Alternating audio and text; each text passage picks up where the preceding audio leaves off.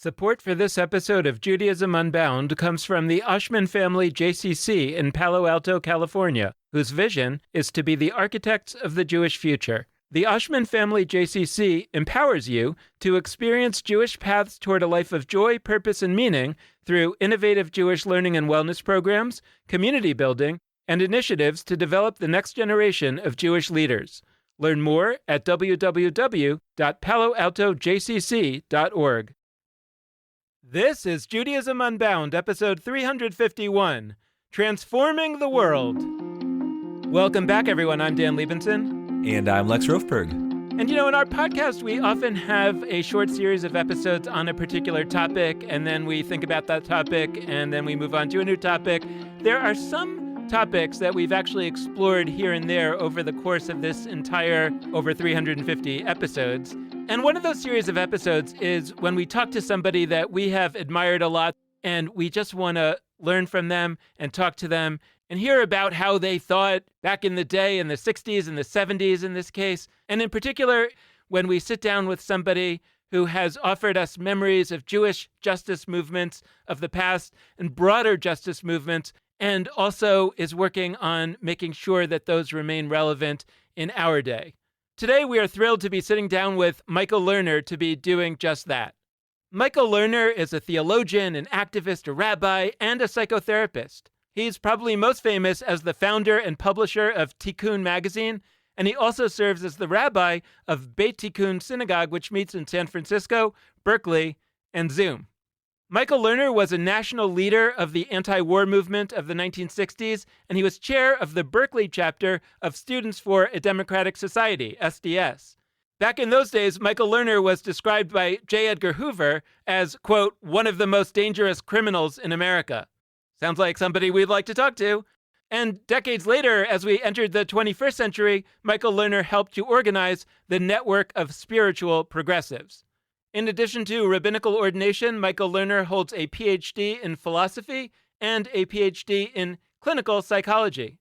He is the author of many books, including Jewish Renewal and The Left Hand of God, both national bestsellers, and his most recent work, published in 2019, is entitled Revolutionary Love, a Political Manifesto to Heal and Transform the World. It's a great honor to have him here for this conversation. So, Michael Lerner, welcome to Judaism Unbound. It's a thrill to have you on. It's an honor for me to be invited. Well, I thought that maybe a good place to start with you would be to think about how in Judaism, we often try to make an analogy between the time in which we're living and some historical or mythic time in Jewish history. Like, this is just like the Exodus from Egypt, or this is just like the Babylonian exile. And I was thinking that maybe with you, we could have a certain conversation that talks about how our time is and is not like the 60s and the 70s when you were starting on your journey of this work. Well, it's very similar and very different. What's similar is that the United States is involved in a variety of very bad behaviors, not taking care of at least 50% of the population, a lot of suffering in this society. And that was true also in the past. And we also have some very important differences. There was no serious fascistic movement in the 50s, 60s, or 70s. The country had been at war with a fascist power. And even though the government of the United States was bringing in former fascists, former Nazis to work on on some of our military programs, there was no movement that was like that. Today, we have in this country a serious movement of people who are explicitly pro what the Nazis were about, and that's happening all over the world. The first big ally of German fascism was Italy. Well, guess what? Italy just elected a fascist government. And there are many other governments in the world right now that are either on the verge of being either Nazi or fascistic government, or they are leaning in that direction but not calling it that. Another difference is that in the 60s, there was a whole new generation of people, young people. I was young then, and we were without fear. We knew that we had learned the lessons of Nazism, and we absolutely believed that it was critical that we stand up and do something. And although, like today, many people were at first very reluctant to get involved because of the need to protect oneself, it quickly developed over the course of just a few years that a large movement, a unified movement against the war in Vietnam, and another movement that was pretty unified in support of African American liberation. They both were there, and for a short time, it was a very beautiful reality. Today, we don't have that kind of reality. We have many different movements, some of which share specific narrow visions of what they want, but actually very few of them are able to cooperate with each other. It has dramatically undermined the ability of a progressive movement to unify and to challenge the real racism and the real sexism that is around us. So let me ask you then, can you talk a little bit about the role of Judaism? In particular, I'm thinking, in the 70s or 80s, you had various critiques of Judaism, of the Jewish world, of ways in which Judaism needed to manifest in different ways in order to better promote social justice back then. And I'm wondering if now you have the same or different ideas about what Judaism might be able to contribute into this world and maybe be a source for why people would take to the streets in the way that you're talking about, or whatever the other coalition building and everything that you've been talking about. There's a growing group of younger Jews who are very alienated from the Jewish world because the organized Jewish community today still stands unified with Israel, regardless of how many outrages are happening, how much oppression of Palestinians, and it is happening day after day.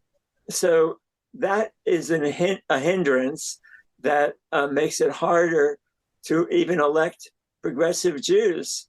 In a recent election that was taking place for selecting a Democratic Party or Republican Party candidates, a few of the most progressive Jews got defeated by forces that had been mobilized by AIPAC.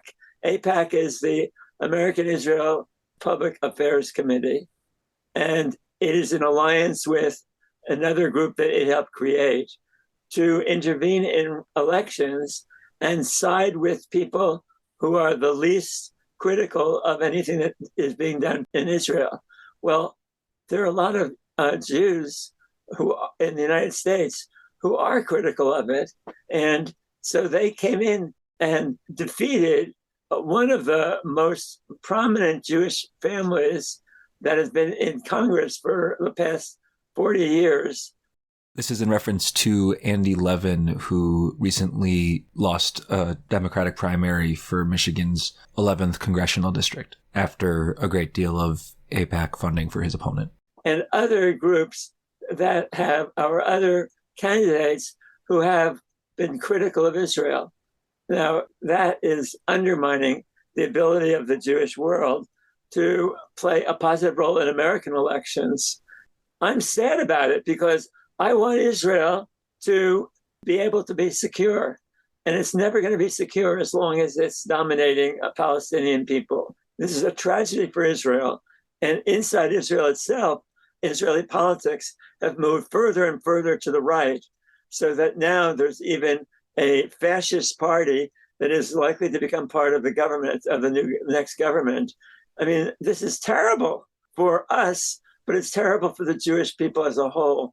But I have to add that I do believe that one of the great dangers to the world today is all the forms of nationalism.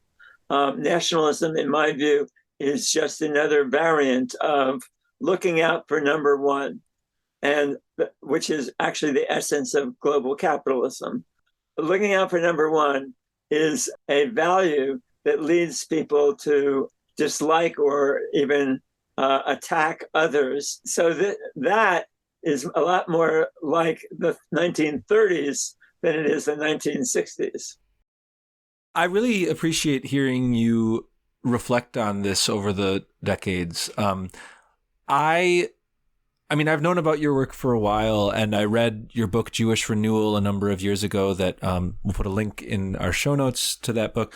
When I think about people out there, and I say people as opposed to rabbis, but you are a rabbi, but like when I think about all people that are really on the front lines, sort of showing how what we call activism or justice work on the one hand, and on the other hand, what we call spirituality or meaning making or religious concerns on the other. Like, if I think of people that are weaving those two things together, justice and spirituality, you are really high on my mental list of people that are doing that. And I'm personally grateful to you for that as one of the, younger generation that has inherited a world where, like, I look around and there's a lot of Jewish organizations that I can be a part of that are speaking specifically through progressive lenses.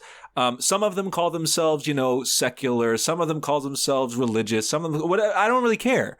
But due to the work of people, not just you, but many groups you are part of, I and many others like me just sort of take for granted that we have a whole panoply of justice-seeking Jewish organizations. But I actually want to put aside for a second the Jewish specific stuff, because I know so much of your work in the world has been around building bridges between people of different religious traditions. And I'm curious a little bit to hear, like, what is the story of your work, not just to shift, the Jewish community and change the values that drive Jewish organizations, but also to bridge from Jewish communities to communities that are other religious in nature? I've been interested in this issue since my mentor at the Jewish Theological Seminary, Abraham Joshua Heschel, took up the issue with regard to the Catholic Church and tried to convince the Catholic Church to change some of its most anti-Semitic formulations, particularly in relationship to words that they use on Good Friday and on Easter.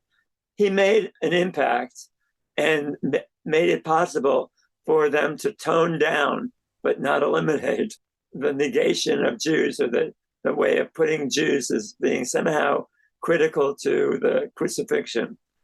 I saw him do that, and there were many in the Jewish world who said, don't do that. You can't talk to those Catholics, or don't try to get some compromise. There was a lot of dissension around that, but he went right ahead, very courageous. And then he took the next step of joining with Martin Luther King Jr. to the struggles for African American rights. So I saw the tremendous potential of working together for human rights. For a religious person like myself, when I read the Torah, it says over and over again, the most frequently repeated injunction in Torah are various forms of the following. When you get into your country, that is, you being the Jewish people who have been enslaved in Egypt for 400 years, when you get into your country, do not oppress the stranger. Remember that you were strangers in the land of Egypt. I wanted, before we got too much farther, to just take a second to hear about your sort of personal work constructing, I don't know if constructing is the right word, but in kickstarting Tikkun, the publication that you've overseen for a number of decades. And first off, I asked a lot of our guests about the names of their organizations, especially when those names are in Hebrew or other languages. And Tikkun is a specific conscious choice for the name of a publication. Tikkun, you could translate a number of ways. I would probably translate it like repairing or fixing. And it tends to be tied to repairing the world in various ways.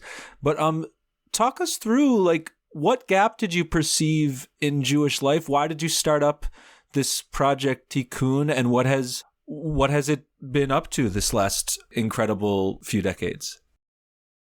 Tikkun, as a magazine, was started precisely to declare that we are Jews who are proud of our Jewishness, and we are not apologists for it.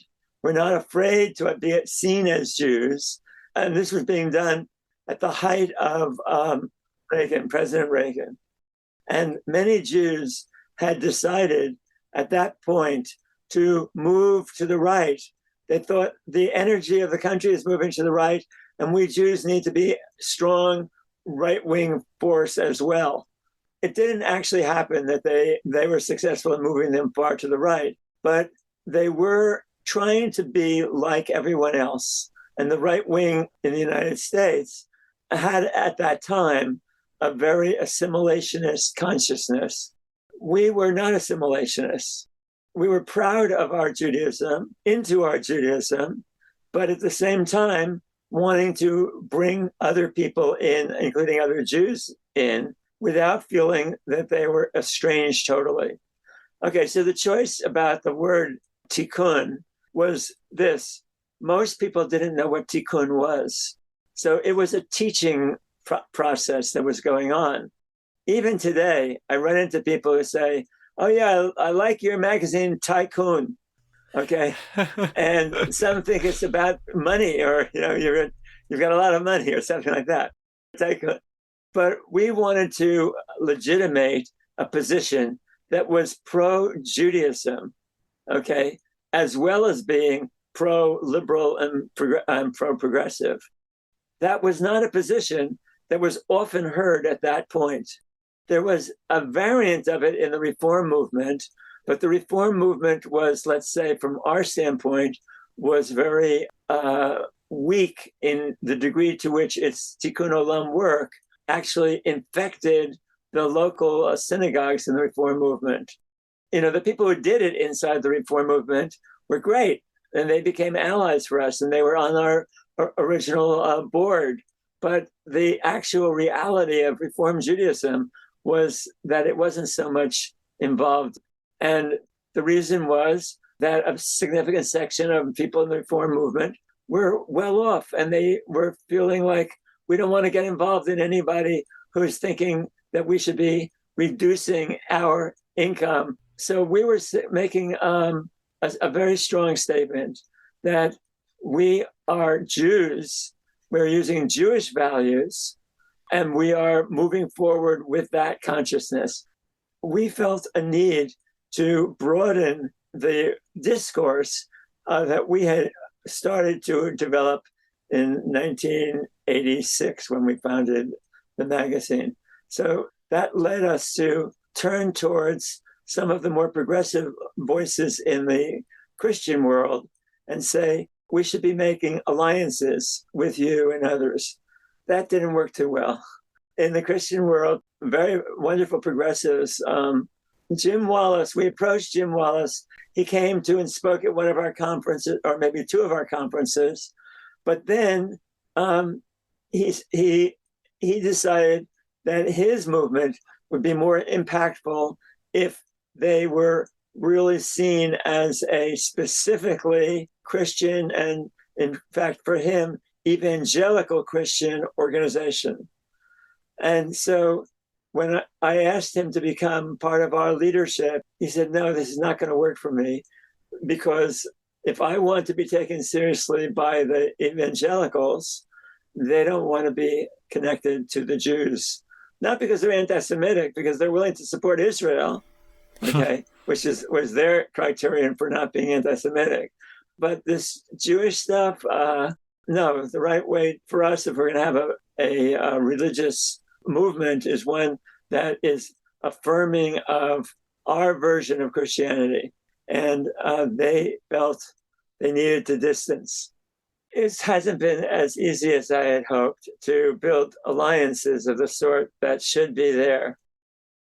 Can we talk about, since you've, on the one hand, been an activist and an important activist, and on the other hand, sort of in some ways best known as this thought leader, as somebody who has run Tikkun for all this time, I'm wondering if you can talk a little bit about how you see the interplay between ideas and activism, in particular as it pertains to the Jewish community, because I think there's a lot of people who seem today to be doing a lot of stuff experiments and a lot of activity. And then there's other people that seem to be doing a lot of thinking. But I'm wondering whether we don't have the connection between the two right. And I'm wondering if you could reflect on that connection in the rearview mirror, like you're talking about back then and today also. Well, many of the activists have come from communities which had experienced as kids very reactionary ideas. And even when the Jewish world officially opened for itself, for example, to gays and lesbians, and that was a great opening, it didn't transfer into a lot of activists feeling comfortable with the Jewish world because they had had very bad experiences growing up in the Jewish world when it was still rather sexist and racist. And there's a lot of misunderstanding about why that's happening, but in fact, it is happening. And Tikkun was the first magazine, actually the first voice in the Jewish world, to publish a rabbi who was also gay. We were able to break down a lot of barriers by doing that. An Orthodox rabbi, right? He was an Orthodox rabbi. Yeah, you're talking about Steve Greenberg, who at that time wrote as Yaakov Levado. Exactly. But he only printed it with Tikkun on condition that we never reveal his identity. Then a few years later, he felt safe enough to reveal his identity there. I guess what I'm asking you to talk about is why you think ideas are important to activists, and you know, because I think a lot of people don't. A lot of funders, a lot of various people in the Jewish community don't, in my view, appreciate the power of ideas enough. And we are seeing many, many fewer magazines today, many fewer places to publish, many fewer, you know, and I'm wondering if you could sort of speak to why, if you still do think so, it was important to have a magazine like Tikkun. It continues to be, and that there should be others like it. Yeah, I do believe that the more the merrier, and that the more that we can get a Jewish intellectual life flourishing that has not necessarily religious, but has some corner for religion and some corner for people who are anti-religious and some people who are whatever, but who are taking ideas seriously. Taking ideas seriously has been part of Judaism for the past at least 2,500 years. And the ideas that need to be addressed are ideas that are not just Jewish ideas, but they are universal ideas. More and more and more, what Tikkun has done is to move towards articulating a vision based on a notion that real problems in our society, the real political problems, the real cultural problems, are based on the ethos of selfishness and materialism that are another way of saying global capitalism and various forms of nationalism. So I've come to the conclusion, and many of us, our readers have too, that the real struggle is not just about very specific ways in which selfishness and materialism play out, but against the core idea of selfishness and materialism, and to replace them with other ideas, namely a world of love, caring, kindness, generosity, and environmental sensitivity. That's the real struggle that has to happen. In order for that to happen, you have to engage in the ideas, because so many people who have good hearts and really want to end the environmental crisis, or really want to end the suffering of African Americans, or really want to do other very good things, run up against the following: that their organizations are funded at the top by the super rich, who don't want to have anything to do with a language that challenges their right to have vastly disproportionate wealth from everybody else.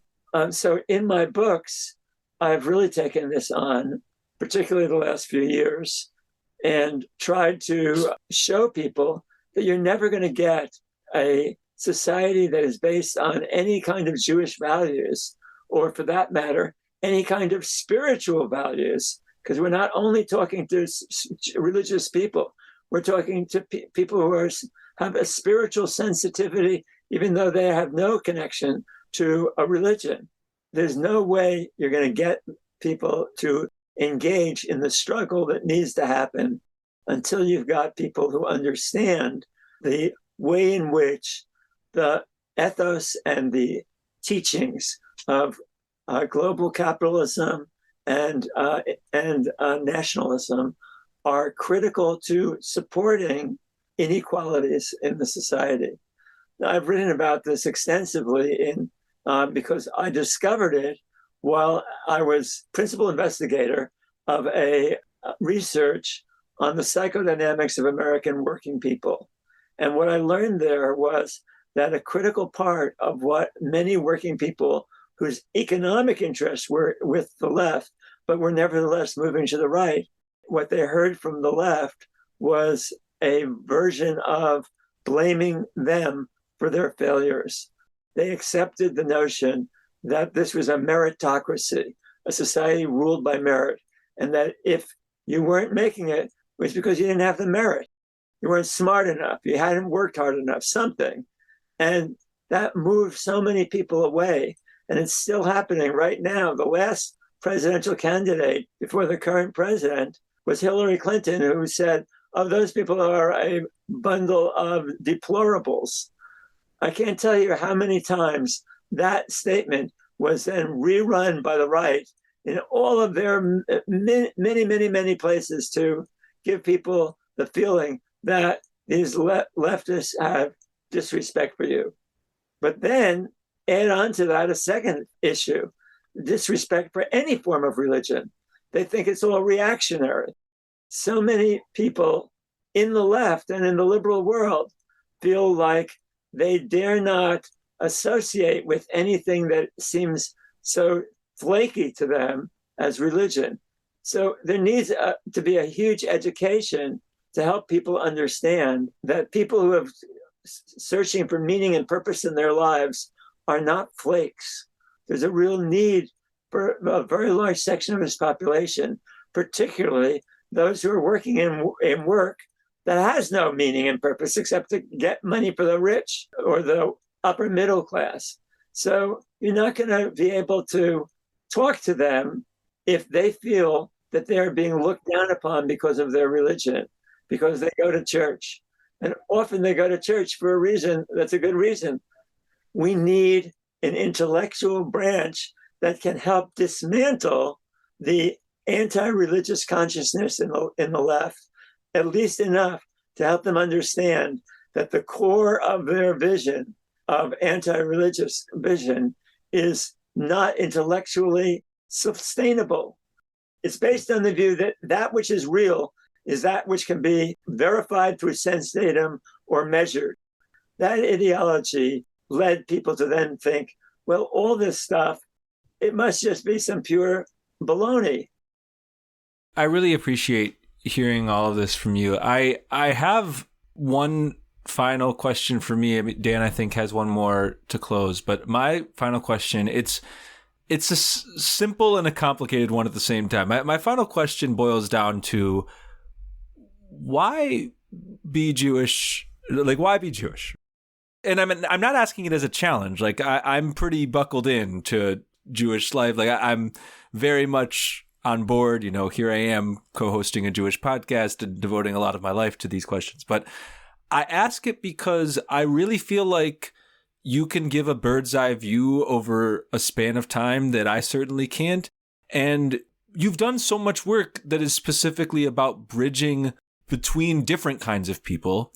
And I think it might surprise people. I mean, maybe not if they know your work well, but if they're just getting to know your work, like, it might surprise people how thoroughly and completely you are not, to use the language you used before, an assimilationist. Like, your universalism, your commitment to universal values is not about discarding anything Jewish. It's about finding lots of things that are Jewish that also resonate with values that are what I would term, I don't know, extra Jewish, like outside of just Judaism.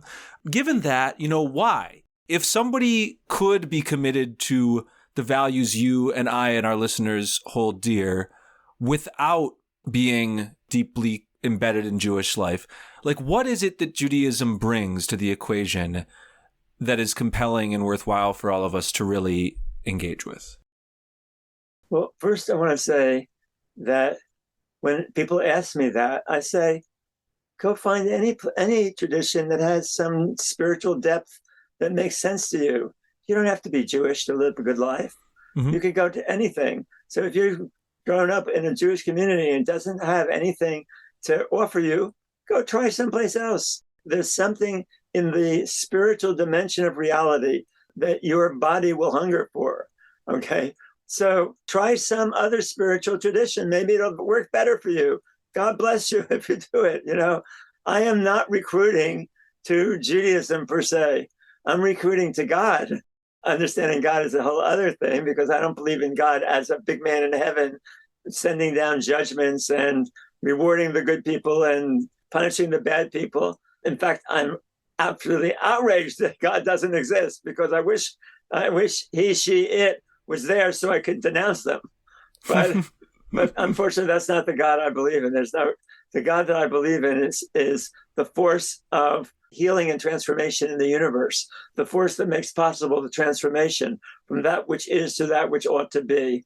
And he, she, it, or whatever doesn't involve herself, himself, itself in the details of this particular planet. We have 100 billion galaxies, okay? He, she, it is not particularly involved in each one of them. But he, she, it is the force in the universe that makes possible transformation from that which is to that which ought to be. And no matter where you go, if you can believe that there is that force, that's a message that comes from Judaism as a core message. The world is not stuck. Tikkun is possible, that the transformation from that which is to that which ought to be, that's what a true religion should be about. And what keeps people stuck is their desire to be realistic.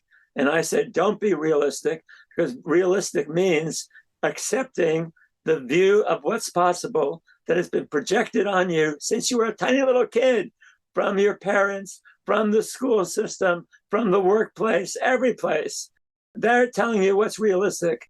The political leaders, they all have a way of communicating to you what's realistic that sticks you into this particular moment. What Judaism had to say is, no, there's a force in the universe that makes possible the transformation from that which is to that which ought to be. And that force, which we call Yud-He Vav-He, or those are 4 Hebrew letters that stand for a transformative power of the universe. That is important. That's important to believe. And you can find that in any religion, or at least any religion that I know of. I mean, there's the other religion, that's capitalism. And most people in most religions are primarily assimilated into the capitalist order. But I say, go to any religion. Judaism is great. We have this notion that we actually experience the possibility of possibility. That is, that you're in a reality that looks impossible to change, and yet there's a teaching that says, no, it's not impossible, and there's something in the universe that makes it possible for that which is to be transformed to that which ought to be. And you can be part of that by being part of a people that believes that, and help other people overcome their sense that they're stuck, that the world is basically materialistic, basically looking out for number one, basically maximizing self-interest. And we're saying, no, that's not true. It's not the way the world is. And Judaism has a good measure, a good thing to say about that. And I've just given you what that thing is to say. But if that doesn't appeal to you, go someplace else. There are other forms of spiritual life that will give you something of value. So I'm sorry I can't answer the question why you should be Jewish, because I'm not saying you should be. You should only be if you can find in it what I found in it and what many others have found in it, which is this message that the world can be healed and transformed, that tikkun is possible, and that we are the agents of that transformation. I'm thinking about the power of storytelling and the power of narrative, and I'm wondering whether we have a Jewish narrative or how we would go about a Jewish narrative that registers for people without them having to do mental gymnastics to sort of put on 3 layers of metaphors and all that, whether there's a way of telling stories that capture people's imaginations who, like you and like me, don't believe that if there is a being out there, that being certainly has any time to pay attention to us out of the billions of other galaxies. So it's sort of irrelevant whether there's a God, whether there's not a God.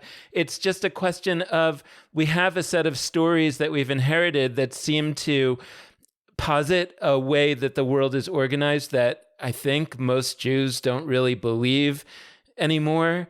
And yet it feels like we haven't really given them an alternative story that's as compelling and as digestible, but is more in accord with their contemporary sort of understandings of the world. And I'm desperate for that. I agree with you, but the Exodus story really has a way of looking at the world that is transformative. And I invite you to come and study Torah with me. We do it twice a month on Zoom. I show there how the message that is the core message in Torah, one version of it is liberatory. I say one version of it because the other thing that I teach in my Torah study is that there are 2 voices in Torah. There's a voice that's a liberatory voice, and there's a voice that is the voice of power and domination. And both of them are in conflict. That's been true since the Torah was written, that there are 2 different and alternative voices in Torah. And why are they there?